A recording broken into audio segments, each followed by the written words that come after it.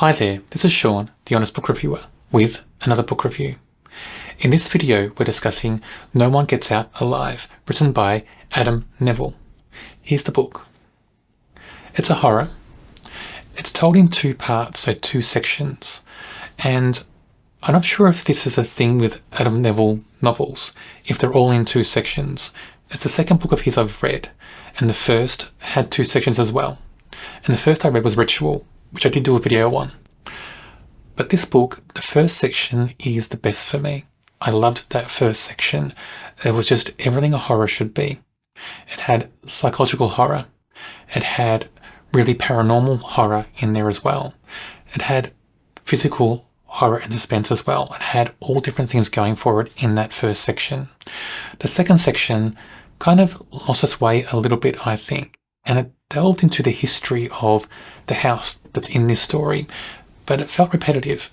It went over the same thing again and again in that section. That's what it felt like. And I found myself losing concentration in that second section a little bit. Our main character, Stephanie, is down on her luck a bit. She needs to find a cheap place to stay. She's struggling to make ends meet. She was basically kicked out of her home and she's moved to a different town. And this is set in an era in the UK in London where there's a lot of unemployment. A depressive area, basically, depressive time in the history of the UK. And a lot of people are finding it hard to make ends meet. Stephanie's one of them. She finds a cheap room in a huge house, and the house is quite run down, pays a deposit and extra rent, and that almost makes her broke. So even if she wants to leave, she really can't, because she can't get her money back. So that's a struggle for Stephanie, because as this story progresses, what keeps her at this house? So a lot of people who read this, I think, wonder why the author wrote the character as staying in this house where there's so many terrible things going on. But the character just doesn't have anywhere else to go. And she keeps thinking that if she stays just one more day, there'll be some good luck may happen. She's looking for a silver lining, and that doesn't seem to be coming for her anytime soon. It doesn't take long for Stephanie and us as the reader to realise that the landlord, and his name is Naka, the landlord is a bit dodgy. There's something about him that doesn't add up. He's a bit sleazy maybe.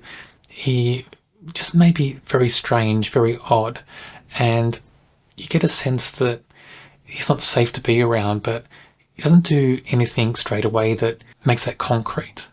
But as the story progresses, his actions get stranger and stranger, and more dangerous as well in Stephanie's mind and in the reader's mind, because we're seeing things almost through Stephanie's eyes, even though it's told in the third person. We get a lot of thoughts that Stephanie has, and it really feels like that Stephanie's fear about the landlord called Naka amps up as this story progresses in the first section. The chilling parts of this book happen very early on, and for this whole first section of the story, it's very chilling. There are so many moments in this story that really give a shiver up your spine, chill your blood, and it's not just the paranormal aspects, but they're chilling by themselves. So if this book was just paranormal in nature, it'd be scary enough, but it's not. We have other things going on in this house as well. But for the paranormal side, Stephanie's hearing voices on that first night, something coming from the fireplace, it seems, a fireplace that doesn't really work. And underneath her bed, some scratching, like someone crinkling plastic, and voices from through the walls as well. And then there is footsteps outside in the hall in the house, and it's more than one set of footsteps. And then she's hearing doors opening and closing as well. Other things going on in rooms as well. When she gets the courage to look out of her own room and see for herself, there's no lights in the other rooms, and it doesn't seem like there's anybody in those rooms. So what is she hearing? Are people just not answering her? People ignoring her? That's her first thoughts. She just thinks there's other people staying there and they just want their privacy. They don't want to talk to her. She doesn't think there's other things going on. But it's those voices through the fireplace, that crinkling, that plastic sound of crinkling under her bed, different things like that really just chill you when you're reading this book. Two other women turn up in the house. They take up rooms on a floor above Stephanie. So at the start of this book, Stephanie was in a room on the second floor of the house, I think, and she was complaining about those noises she was hearing, and so they moved her down to a room on the ground floor. But what's strange about all these rooms in this house is all the rooms have bars on the windows. So if you're locked in a room, there's no way to get out. I'm not going to tell you anything else that goes on in this first section because I don't want to give it all away. There are other things going on in this house that aren't paranormal, that are more physical, more in our earthly realm, and they're quite threatening, they're quite dangerous, and they impact Stephanie very much, who's our main character. But I won't go into those details because if you read this book, you want to get that for yourself the first time, because when these events happen for the first time, they're quite shocking, and it's those shocking moments in this first section that really make this book what it is. The first section is just brilliant. I love the writing. I loved the way the author was able to stitch everything together. There are so many things going on in this first section that you can see it'd be very easy for an author to lose their way. But the author skillfully ties it all together and stitches together a story that has so many different aspects, but they all make sense in the story, in the world we're in this book. And I love every aspect of this first section. The paranormal things going on are just really chilling.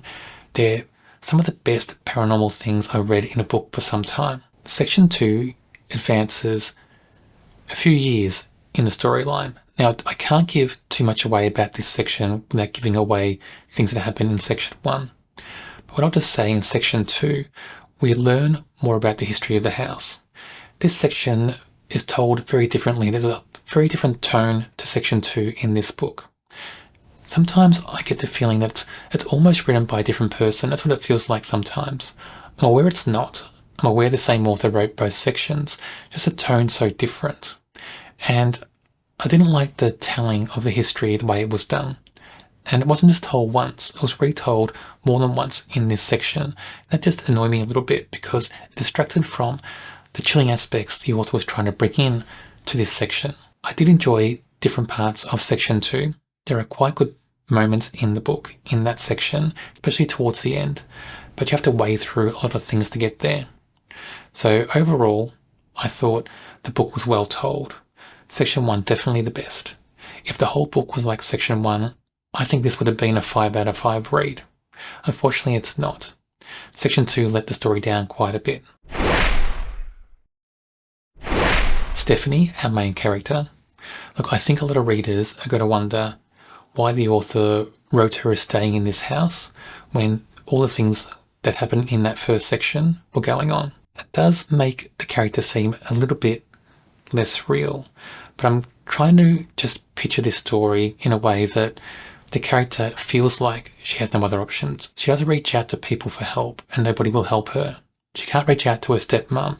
There's history there and she can't do that. And she's afraid to be on the streets by herself. So you get that sense. And you get the sense that even though she's living in a town, in a city for a few months, maybe she's not sure about the whole area where she can get help. I still think the character is written very well. Everything she feels, all her actions, they make sense to a degree. Her feelings or emotions make sense all through the book. But it's those actions of staying in the house when, the only reason seems to be you're hoping for a silver lining the next morning. That seems strange to me. Naka, who's the landlord, he's written very well. For a eerie character, someone who's a bit of a villain, he's written very well. The author makes really good use of this character. He's a character that you get an odd sense from immediately, and that just amps up tension and suspense in the book because you're just wondering about him. And he does certain things in the book that make you really question what his motives are. There's something about him that's not right. And you get a sense that when he speaks to Stephanie, his stories aren't always true. You're trying to filter through what he's saying and trying to parse truth from fiction because he doesn't come across as the most truthful person, doesn't come across as the most stable person either, and he comes across as quite dangerous in many sections of this book. Fergal, who's the other male in the house, who we're told is Naka's cousin, look, he's a very, very well-written character, very dangerous, very threatening, evil, really, as a character, and the author uses him very well in this book. He's used in a way that he's so unstable, you don't know what he's going to do in the book. You can't predict his actions. And that just really sets a lot of mood in this book. A lot of suspense, a lot of tension, a lot of fear as well. And that's felt through the character Stephanie.